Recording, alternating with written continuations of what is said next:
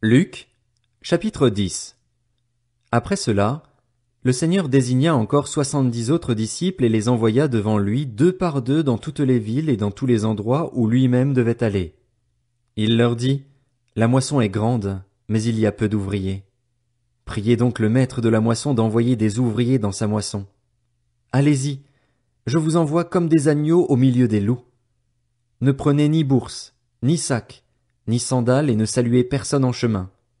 Dans toute maison où vous entrerez, dites d'abord, que la paix soit sur cette maison. Et s'il se trouve là un homme de paix, votre paix reposera sur lui. Sinon, elle reviendra sur vous. Restez dans cette maison, mangez et buvez ce qu'on vous donnera, car l'ouvrier mérite son salaire. N'allez pas de maison en maison. Dans toute ville où vous entrerez et où l'on vous accueillera, mangez ce que l'on vous offrira, guérissez les malades qui s'y trouveront et dites-leur, le royaume de Dieu s'est approché de vous. Mais dans toute ville où vous entrerez et où l'on ne vous accueillera pas, allez dans les rues et dites, nous secouons contre vous même la poussière de votre ville qui s'est attachée à nos pieds. Sachez cependant que le royaume de Dieu s'est approché de vous.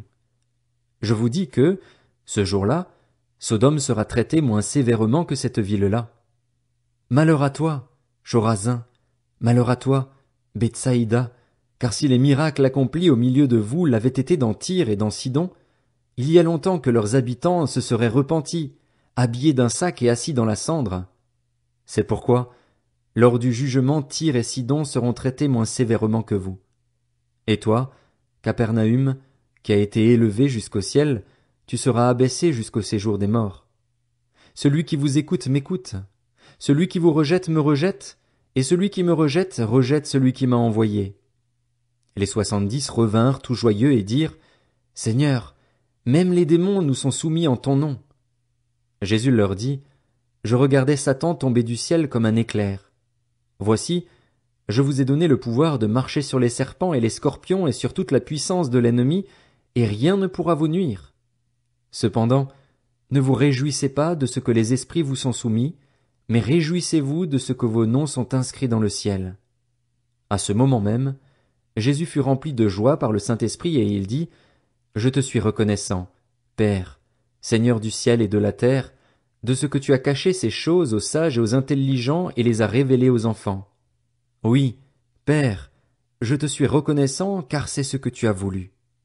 Mon Père m'a tout donné et personne ne sait qui est le Fils, si ce n'est le Père, ni qui est le Père, si ce n'est le Fils et celui à qui le Fils veut le révéler. Puis il se tourna vers les disciples et leur dit en privé, Heureux les yeux qui voient ce que vous voyez. En effet, je vous le dis, beaucoup de prophètes et de rois ont désiré voir ce que vous voyez et ne l'ont pas vu, entendre ce que vous entendez et ne l'ont pas entendu.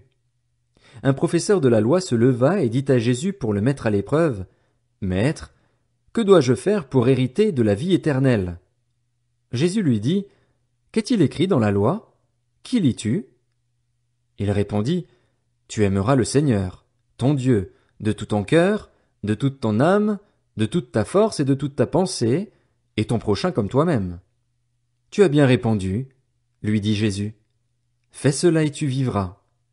Mais lui, voulant se justifier, dit à Jésus, Et qui est mon prochain? Jésus reprit la parole et dit, Un homme descendait de Jérusalem à Jéricho. Il tomba entre les mains de brigands qui le dépouillèrent, le rouèrent de coups et s'en allèrent en le laissant à moitié mort. Un prêtre qui, par hasard, descendait par le même chemin vit cet homme et passa à distance. De même aussi un lévite arriva à cet endroit. Il le vit et passa à distance. Mais un samaritain qui voyageait arriva près de lui et fut rempli de compassion lorsqu'il le vit. Il s'approcha et banda ses plaies en y versant de l'huile et du vin. Puis il le mit sur sa propre monture, le conduisit dans une auberge et prit soin de lui.